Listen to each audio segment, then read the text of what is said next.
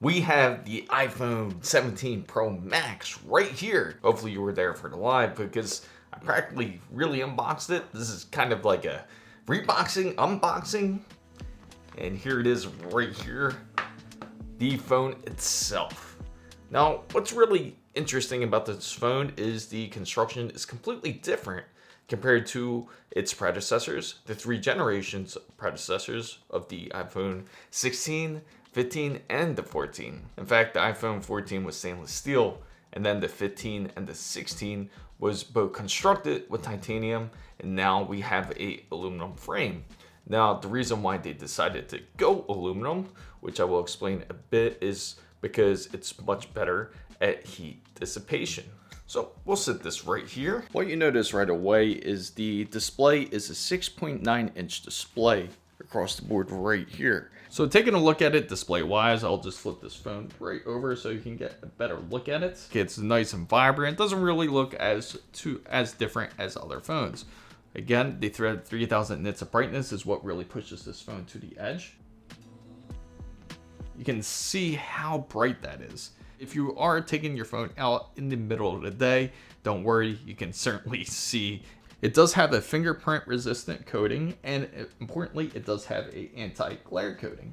So supposedly if you are using this outside, it shouldn't really have too much of a reflection. If you want to look at how well the coating is, there you go. There goes the light. It's not as reflective.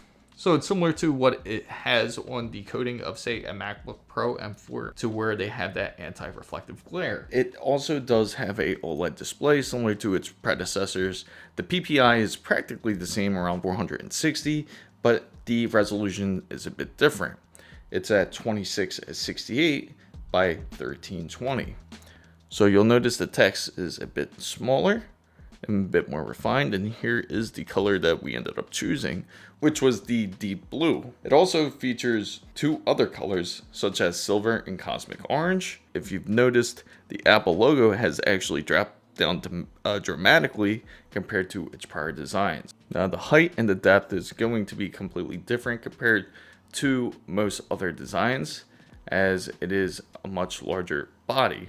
But again, what interested me most was the vapor chambers that the iPhone 17 Pro Max does have, which is useful if you like to do long video sessions or if you like to stream. Now, honestly, I can say holding the phone is a bit wieldy.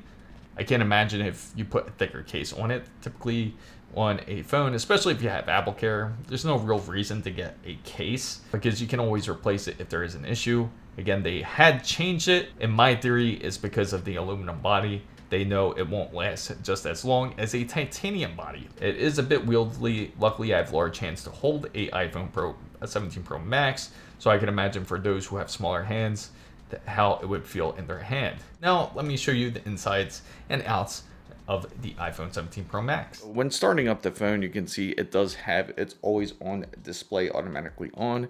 Dynamic Island is a bit more larger, but since it is on a larger display, you can't really notice it. But then again, you can also, there's going to be a difference between the camera specs, which I will explain in a bit. Now, the refresh rate is up to 120 Hertz, and again, it features the new iOS 26. It is also rated at IP68, which just means it's water and dust resistant, so it's pretty much similar to most of the other models.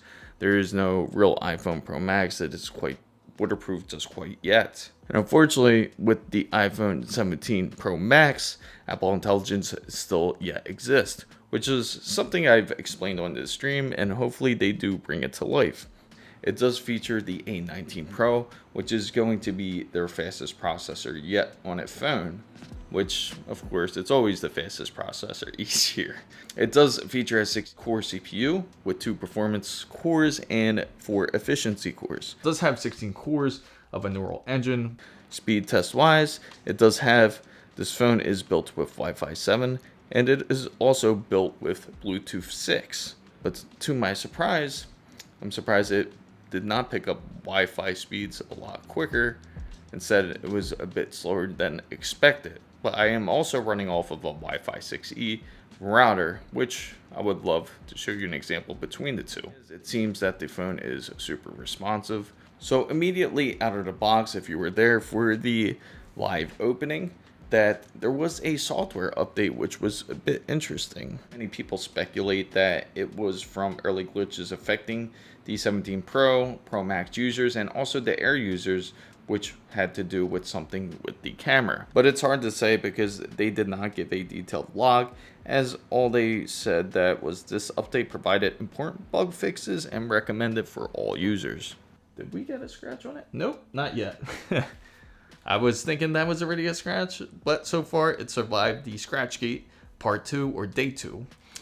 Also, on the back of the phone, it does have a much larger battery, a unibody design, and it also does have up to 5,000 milliamps compared to its predecessors where they reached up to about 4,000 milliamps on their battery. You should expect a much longer battery life compared to most phones. Of course, it has Face ID, and Touch ID has not yet returned, as many people have requested it. So unfortunately for you Touch ID fans, it still has the satellite features. So up here to your notifications, you still have your satellite for emergency use, and you still also have it for other emergency use messages, and also for any crash data alerts. The top of the phone does have built-in stereo speaker with the built-in microphone. On the side, you have your action button to what you can assign it to, as personally I have mine set to ChatGPT. You have your volume rockers, and you do also have your power button and your camera control to where you can control the zoom. On the bottom, you have your microphone. It could be into a dual stereo of your if you choose to. What's also changed was the USB-C connector. Now, as it is up to USB 3 and up to a 10 gigabit per second connection. On the back of the device, now it has been upgraded to MagSafe 2 to where you can charge up to 25 watts and much more quicker now if you charge on a wireless device. Now on the US version of these phones, they do not have physical SIM cards. Instead, they use eSIMs. Big design change is the flash is much more over to the right compared to its predecessor, as the Apple logo has shifted down and is not as obvious. 12 gigabytes of RAM. This specific model that I did end up getting was up to 512 gigabytes, as I feel that is all I currently need. You have a 24 megapixel at 1.78 aperture, and it does have a second generation sensor shift, which is going to be a much larger sensor that's going to be on there with much better image stabilization. In addition, it does have this extra lens right down here, which is something different. It also does enable a 12 megapixel optical zoom and up to 48 megapixels. A 48 megapixel fusion ultra wide, which is up to 13 millimeters, and a 2.2 aperture. So let's put it to a quick test, as we will put Dragonite behind it so we could take a quick photo just for you to get a quick idea of how the camera operates here.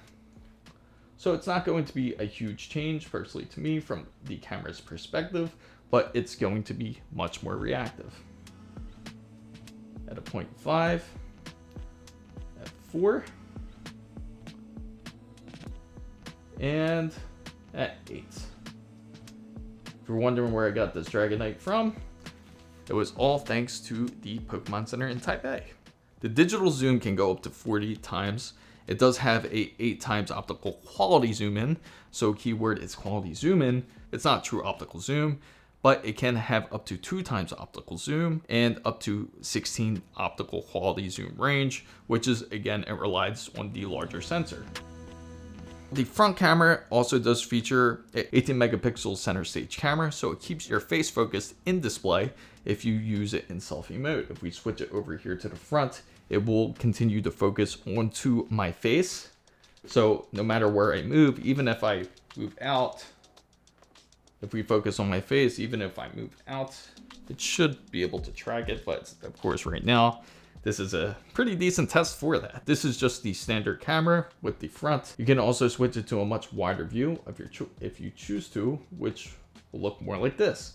What's up, guys? Now you can see my RGBs in the back, right? That feature I could see being implemented, very easy to use, and you don't have to overextend your arm in order for you to take any selfie photos. Video recording wise, for all you videographer nerds out there, 4K Dolby Vision recording at 24 frames per second and up to 120 FPS when you do use the Fusion main. Now it can get up to cinematic mode, up to 4K at 30 frames per second, and ProRes recording at 4K at 120. It does have ProRes RAW and Apple Log 2. I do have a case coming and to see how well the heat dissipates on it. Using it feels nice and smooth. So far it doesn't feel super laggy except in certain aspects as I showed in the video. So if you take a call, it still feels comfortable to hold, but typically we all prefer to use realistically like a Bluetooth device. So you can imagine using it for things like FaceTime and you hold it for a bit of a while, eventually you can get a bit of hand fatigue, especially if you hold it up for this for quite an extensive period amount of time. You can imagine you could get a bit sore doing that. The iPhone 17 Pro Max can be quite an impressive phone. Now, it may not bring every expectation, especially when you think of a next generation iPhone, as many people can certainly expect more. If you're trying to upgrade, say, from the iPhone 15 Pro Max or the 16 Pro Max, it could really make you think about it, which I will do a video based on it. But this phone is promising so far, but the only questionable parts is really the construction of the body. Make sure you stay tuned for the full depth review when this phone really goes through some tests, how well the camera performs, how well it does in gaming, how long is the battery life really going to last compared to its predecessors.